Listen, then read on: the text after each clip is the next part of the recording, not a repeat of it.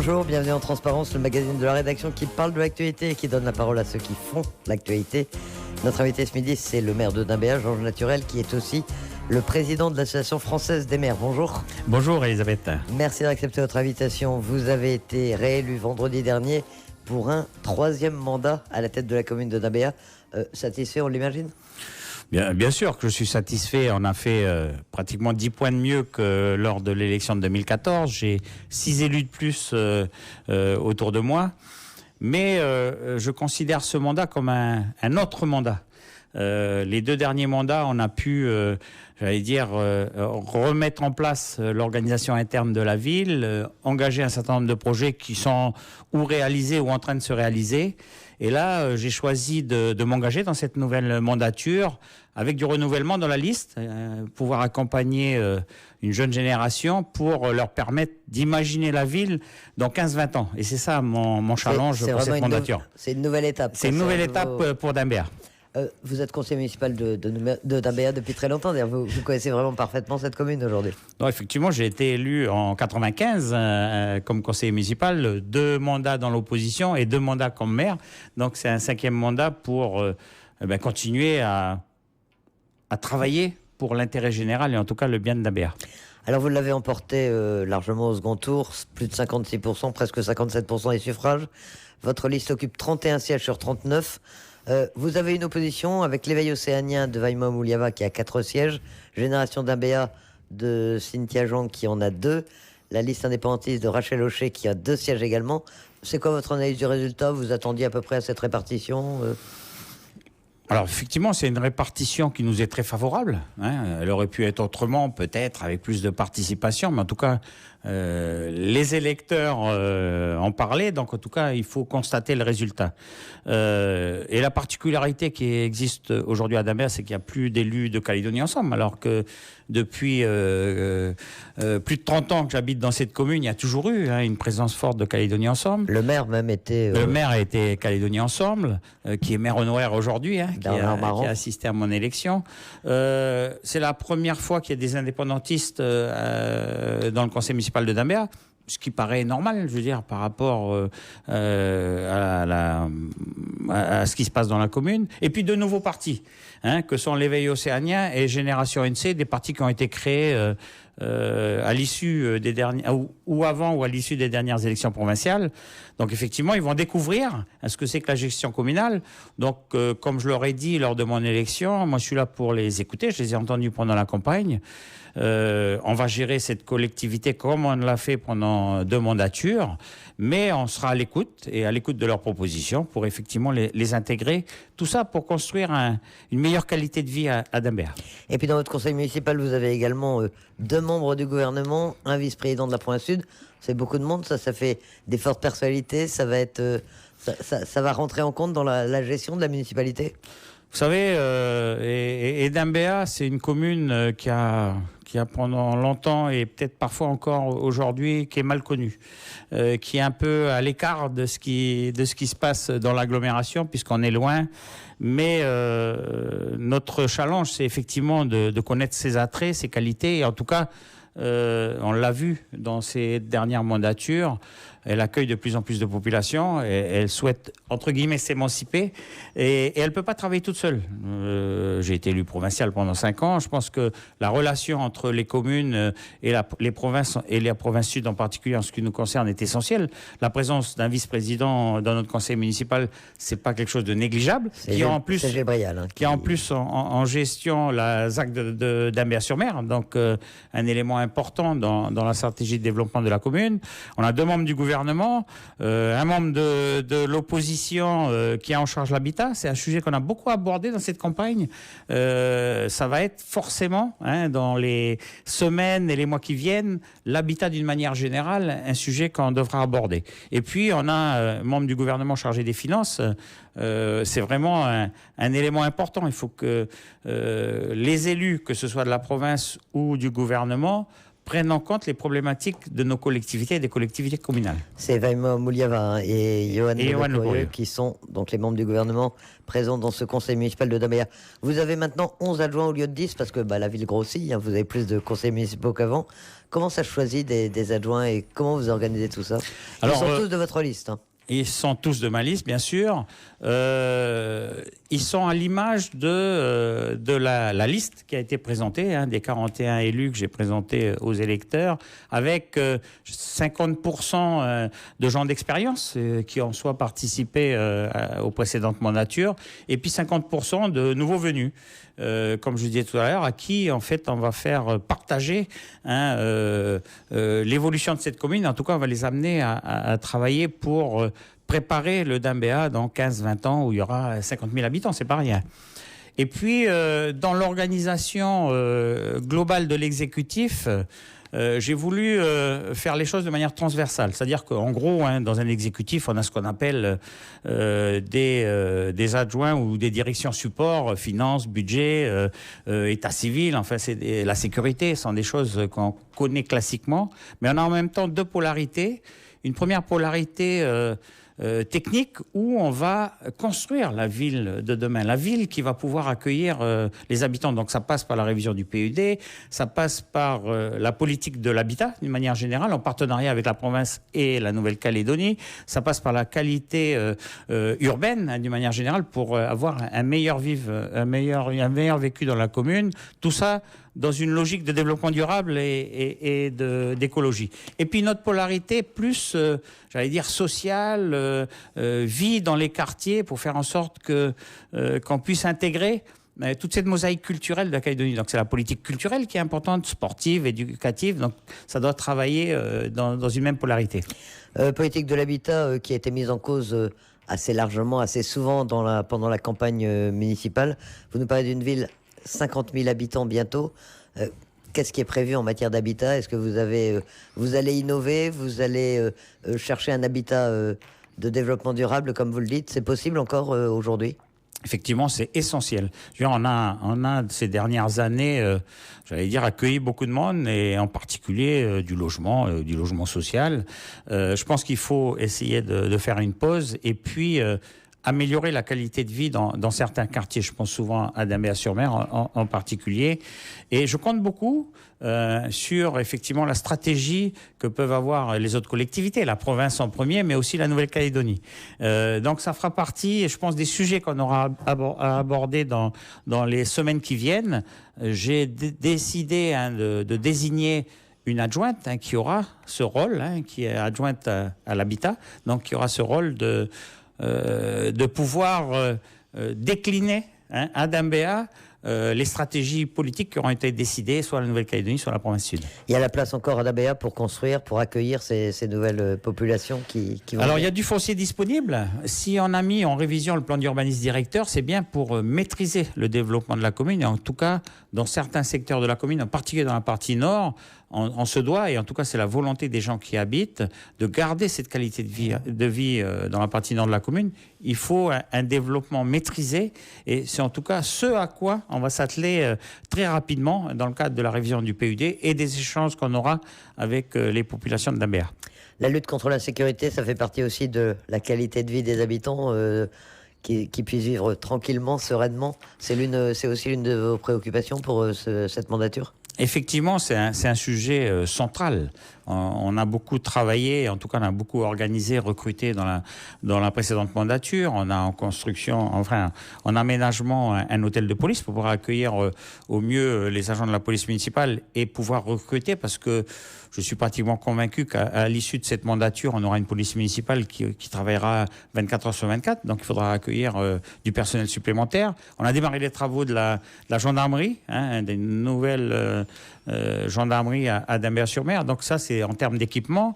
J'ai gardé cette délégation à mon niveau, au niveau du maire, parce que c'est un sujet essentiel. J'aurai de la sécurité. J'aurai un conseiller délégué qui va m'accompagner dans le dossier.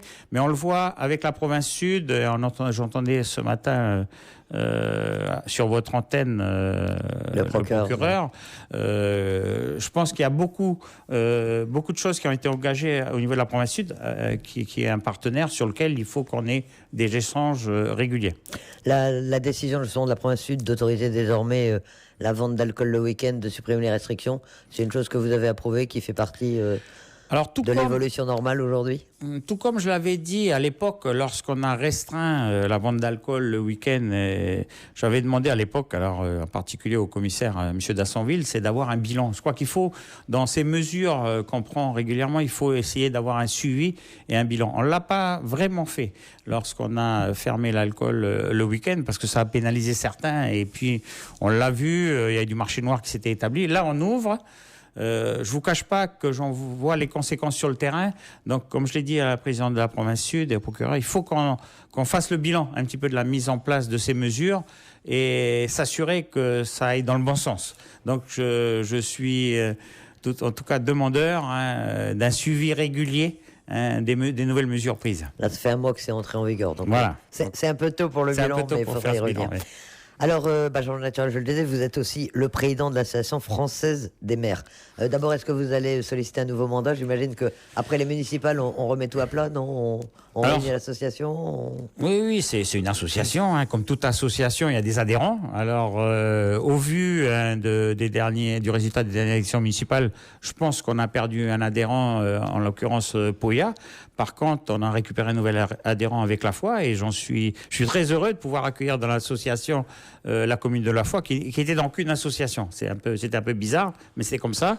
On a, je veux dire, retrouvé toutes ces communes et c'est important pour la suite. Alors, comme toute association, je pense que d'ici la fin du mois, voire le mois prochain, on aura une assemblée générale qui va voter pour un nouveau bureau. Alors, on verra bien. Je fais pas campagne pour être président, mais en tout cas, je trouve que c'est une association qui a sa place et qui est importante pour plusieurs raisons. D'abord, on l'a souvent parlé, je ne vais pas m'étendre là aujourd'hui, il y a des contraintes budgétaires, mais aussi bien en Nouvelle-Calédonie qu'à la province, mais en particulier dans les communes. Donc, on a un travail à faire avec le gouvernement sur ce sujet, on a des représentations à définir dans différents conseils d'administration et on est, je veux dire, partie prenante dans les projets que font soit la Nouvelle-Calédonie, soit le Congrès, mais encore plus, et je crois que c'est une partie essentielle pour aborder les suites du second référendum. On l'a dit, mon prédécesseur Éric Gay l'a souvent rappelé, on est les collectivités un peu oubliées dans ces démarches d'avenir institutionnel, alors qu'on est en contact direct de nos populations tous les jours et on sait ce qu'attendent nos populations. C'est une meilleure qualité de vie, c'est un meilleur vivre. Donc je pense qu'on est les mieux placés pour pouvoir appréhender j'allais dire, les conséquences des décisions qui pourraient être prises en termes d'évolution statutaire. Et puis, dernier point, j'ai une proximité avec le président de l'Association des maires de Nouvelle-Calédonie, Robert Zoï, le maire de l'IFO, puisqu'on est jumelés. Et je souhaite, enfin en tout cas c'est la volonté, de trouver des rapprochements parce que les problématiques sont les mêmes. Je veux dire, pas forcément fusionner les deux, mais travailler ensemble. Mais travailler ensemble. Je crois qu'on a 95% ou 98% des sujets, on a les mêmes problématiques. Donc on a tout intérêt à ce que les 33 maires puissent parler d'une même voix. Donc, pour répondre à ma question, vous êtes candidat à votre succession, a priori, à la tête de l'association. A priori, c'est un sujet qui m'intéresse et je m'y consacrerai. Sur le plan institutionnel, c'est vrai que les communes sont parfois un peu les oubliées. En revanche, aujourd'hui, vous êtes davantage, on a l'impression, peut-être au travers de l'association, les interlocuteurs des autres collectivités, provinces, gouvernements. Ça se passe bien, on prend en compte l'avis des maires, on les sollicite ou pas encore suffisamment, à votre avis ? On est régulièrement sollicité. Et j'avais une réunion, pour tout vous dire, il y a 3 jours avec un membre du gouvernement où j'ai insisté, et je l'avais fait lorsque j'ai été élu au Congrès, sur les conséquences de certaines décisions prises au niveau du gouvernement et l'impact que ça peut avoir sur nos collectivités. Ça peut avoir un impact concret budgétairement, et ça, c'est difficile à accepter. Donc, il faut anticiper les choses et on souhaite être consulté suffisamment en amont sur les prises de décision. On a beaucoup parlé ces derniers jours de la réforme de la fonction publique. Ça aura forcément un impact sur nos collectivités. On est des collectivités qui embauchent beaucoup. On a du personnel de fonctionnaires, des personnels locaux dans nos collectivités. Donc il est essentiel qu'on partage avec le gouvernement les prises de décision et surtout les conséquences qu'elles auront sur nos contraintes budgétaires ou la gestion de nos ressources humaines. Il n'est pas prévu de diminution de la masse salariale ou de la fonction publique municipale à Dambéa? Alors, la commune évolue, on a des besoins, j'allais dire, indispensables. On ouvre une école, il faut du personnel obligatoirement pour le gérer. Je parlais tout à l'heure de l'évolution des effectifs, que ce soit chez les pompiers, à la police municipale. Mais il va bien falloir à un moment donné, au niveau de la gestion globale administrative de nos collectivités, qu'on se penche sur l'amélioration du service auprès de nos populations, la dématérialisation. Il y a un autre sujet important et je dois rencontrer la semaine prochaine mes 3 collègues de l'agglomération, c'est l'intercommunalité. Je veux dire, c'est un moyen aussi de pouvoir mutualiser pour pouvoir maîtriser nos coûts en termes de masse salariale. Donc voilà, il y a du travail sur la planche et en tout cas, je crois qu'aujourd'hui, on ne peut pas échapper à réfléchir à notre organisation en interne pour dégager des moyens et puis trouver des pistes comme l'intercommunalité. Moi, j'en ai trouvé 2. Ça a été la délégation du Golfe qui était gérée par la commune, la création d'une société publique de droit privé pour gérer le centre aquatique. Ça fait partie des moyens pour pouvoir maîtriser au mieux notre masse salariale. Alors, vous y faisiez allusion il y a un instant, après les municipales, il y a une autre échéance qui nous attend, c'est le référendum du 4 octobre, le deuxième référendum. Vous étiez présent au lancement de la campagne des loyalistes il y a 48 heures, campagne bien sûr pour le non. Ça veut dire que vous allez vous engager, vous, dans la campagne ? Alors, ce qu'on peut regretter, Elisabeth, c'est qu'effectivement, on a perdu un peu de temps avec les 3 mois qui sont passés entre le premier et le deuxième tour des municipales. Il nous reste 2 mois de campagne avant le référendum. C'est court parce on a essayé de ne pas polluer nos campagnes municipales par l'échéance du référendum. Donc il faut se donner là à plein. Une fois qu'on aura installé nos exécutifs, qu'on aura mis en route nos collectivités, il va bien falloir que tous ensemble, et je suis satisfait qu'il y ait un regroupement des forces loyalistes pour préparer les réunions, les échanges avec la population sur le projet de société qu'on souhaite amener à l'issue de ce second référendum. Donc je participerai effectivement avec mes amis, avec mes conseillers municipaux, la section du rassemblement de Dambéa, pour effectivement défendre ce projet de société pour l'avenir de la Nouvelle-Calédonie. Il faut mettre l'accent sur quoi, selon vous, dans cette campagne? Parce qu'on entend beaucoup de choses. On entend dire notamment qu'il ne faut pas refaire les erreurs du passé, refaire les erreurs de la campagne du premier référendum. Vous êtes d'accord sur cette analyse? Moi, je l'avais dit un petit peu dans des discussions lorsqu'on a préparé le premier référendum. Vous savez que j'ai vécu plusieurs années aux Nouvelles-Hébrides, Vanuatu actuellement, et je pense qu'on n'est pas là pour comparer avec ce qui se passe ailleurs. On est là pour, avec les populations que compose la Nouvelle-Calédonie, comment faire pour que nos populations s'inscrivent bien dans un ensemble français. Je veux dire, l'attachement qu'on a à la France avec des spécificités particulières de la Nouvelle-Calédonie. Donc c'est bien ça, c'est préparer un projet de société à l'intérieur de l'ensemble français avec une certaine autonomie, parce que de toute façon on est à 22 000 km. Et puis les problématiques de la Nouvelle-Calédonie, de Nouméa ou de Dambéa ne sont pas les mêmes problématiques qu'à Lille ou qu'à Strasbourg. Je veux dire, il faut le faire avec la mosaïque culturelle que compose la Nouvelle-Calédonie. Donc c'est en tout cas le message que j'essaie de faire passer depuis plusieurs années dans ma commune, que je ferai passer pendant cette campagne du référendum. Alors vous êtes élu du rassemblement, vous parliez de votre section rassemblement de Dambéa. Ça se passe comment, le rassemblement? Il est discret parce que c'est la conséquence de sa présence au sein de l'Avenir en Confiance, au sein du Front Loyaliste, qu'on le voit moins émerger, parler, s'exprimer? Alors il y a eu, et je pense qu'on peut être satisfait, la création de l'Avenir en Confiance pour les échéances provinciales. On a vu le résultat, je ne reviens pas dessus. Il y a aujourd'hui un groupe que gère la province sud et une majorité au gouvernement, avec des problématiques importantes. La crise financière, on a eu la crise de la Covid. Il y a eu les élections municipales dans tout ça qui ont laissé un peu de traces, mais je crois qu'on pourra les corriger facilement. Donc, toutes ces étapes sont derrière nous. Il y a le référendum aujourd'hui et le rassemblement a toujours sa place dans l'échiquier politique calédonien. C'est un des plus vieux partis de Nouvelle-Calédonie, un parti historique qui a des sections sur l'ensemble du territoire, des valeurs. Vous savez, moi, je le disais sous forme de boutade, j'ai pratiquement pris ma carte au RPCR en 81 quand je suis revenu de mes études. Et en tout cas, je défendrai bec et ongles les valeurs et les convictions du rassemblement. Le rassemblement a sa place. Peut-être que, en termes de communication, il est un petit peu absent en ce moment, mais je vous rassure.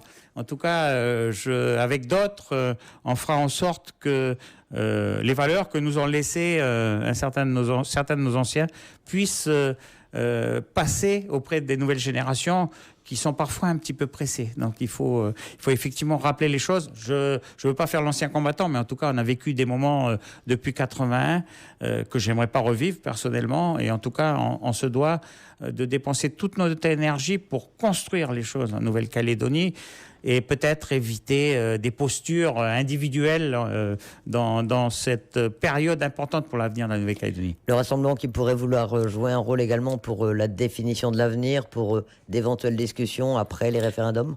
Vous savez, c'est au rassemblement qu'on a un certain nombre de signataires. Je pense que ce soit les négociations des accords de Matignon ou d'accords de Nouméa, on a été partie prenante et en tout cas on a cette histoire-là, sans faire les anciens combattants, mais en tout cas, on a le vécu qui peut permettre effectivement de discuter, en particulier avec les partis indépendantistes, pour trouver la meilleure organisation pour la suite, parce que je suis convaincu que le non à l'indépendance l'emportera dans ce référendum, mais il faut préparer la suite, et c'est ça qui est important. Quand vous entendez les indépendantistes menacer plus ou moins de contester éventuellement les résultats, ça vous inquiète? C'est quelque chose à prendre en compte ou c'est de la posture? Non, c'est de la posture. Enfin, on a l'habitude de ce type de menace. Après, il y aura peut-être un débat juridique à un moment donné, mais en tout cas, je crois qu'il faut qu'on aille auprès de nos populations. Encore une fois, et moi, je le fais depuis de nombreux mandats. On est là pour l'intérêt général, on est là pour défendre la qualité de vie de nos populations et en tout cas préparer l'avenir de nos enfants et de nos petits-enfants. C'est ça qui est essentiel. Après, bon, il y a des postures, j'allais dire idéologiques ou politiques, ça fait partie du jeu de la démocratie, mais moi j'essaie de travailler pour l'essentiel. Le troisième partenaire de l'accord de Nouméa, c'est bien sûr l'État. Un mot, un avis sur le nouveau ministre des Outre-mer qui a été nommé ces derniers jours, Sébastien Lecornu. Il est venu 2 fois en Nouvelle-Calédonie. Vous l'avez rencontré, vous le connaissez, vous avez un avis sur sa personnalité? Alors bien sûr, je l'ai rencontré lors de ces deux séjours en Nouvelle-Calédonie. Je l'ai rencontré aussi, lui et son cabinet en métropole l'année dernière lors du Congrès des maires, puisqu'il a travaillé sur la réforme des organisations des collectivités. Il était en charge des collectivités, oui, dans le gouvernement précédent. Sur la partie transition énergétique, je pense qu'il a des choses à amener. Et puis, c'est un élu local. Ça, c'est important. C'est quelqu'un qui vient du terrain et qui saura nous écouter, nous entendre surtout, et faire en sorte de trouver des solutions pour, encore une fois, concrétiser des évolutions pour l'avenir. Donc j'ai hâte de pouvoir échanger avec lui et puis faire en sorte d'être force de proposition, en particulier au niveau de l'Association française des maires, parce que je crois que c'est notre rôle pour les mois qui viennent. Mais il y a une inconnue avec le Covid, on ne sait pas ni quand il pourra venir, ni quand vous pourrez vous rendre à Paris. C'est vrai que c'est compliqué. Moi, je sais déjà d'avance qu'il n'y aura pas de congrès des maires cette année, donc c'est une décision qui a été prise. Mais il faudra qu'on trouve les moyens. Il y a de la visioconférence aujourd'hui. Il faudra vraiment qu'on trouve les moyens de pouvoir échanger avec lui sur les grands objectifs à venir. Vous savez, on n'en a pas parlé là, mais il y a un contrat entre les collectivités, en particulier un contrat entre les communes, l'État et la province sud. L'avenant devait être signé l'année dernière, il ne l'a pas été, il n'est toujours pas signé. Donc ça, c'est important. Ça fait partie des perspectives qu'on doit se donner au moins pour les 2 ans à venir. Georges Naturel, nous sommes le 10 juillet, dans quelques jours, c'est le 14. Qu'est-ce qui est prévu à Dambéa? Donc à Dambéa, comme tous les ans, et ça fait, lorsqu'on était encore dans la crise de la Covid, j'avais dit, Bon, parce que je suis toujours un petit peu optimiste, ce sera derrière nous. Donc il y a un événement qu'il faut préparer au mieux, ce sera après les élections municipales, c'est effectivement le 14 juillet. Donc je veux qu'on fasse de ce moment, le 13 en particulier, une fête populaire et puis donner un peu de joie à nos populations. Ils cherchent aujourd'hui à avoir cette joie de vivre. On l'a vu, hein. Les événements, que ce soit les événements sportifs le week-end, depuis 2 week-ends, rassemblent beaucoup de monde. Les gens ont besoin de retrouver cette vie. Donc il y aura une retraite en flambeau, comme habitude. On fera un dépôt de gerbes en nocturne sur la place de l'hôtel de ville. Et puis avec des animations. Et puis bien sûr, un feu d'artifice qu'on tirera pour la première fois dans la rade de Coutiot. Voilà pour ces nouveautés. La fête nationale célébrée, bien sûr. Adam Béat, Georges Naturel, maire de Dabéa, président de l'Association française des maires. Merci d'avoir accepté cette invitation. Merci Elisabeth. Et c'est la fin de ce magazine Transparence, un magazine qui sera rediffusé dimanche soir, juste après notre édition de 17h45. Vous pourrez le retrouver dans un instant en podcast audio et vidéo sur notre site internet. Votre prochain rendez-vous d'information, c'est à 13h. Excellent après-midi.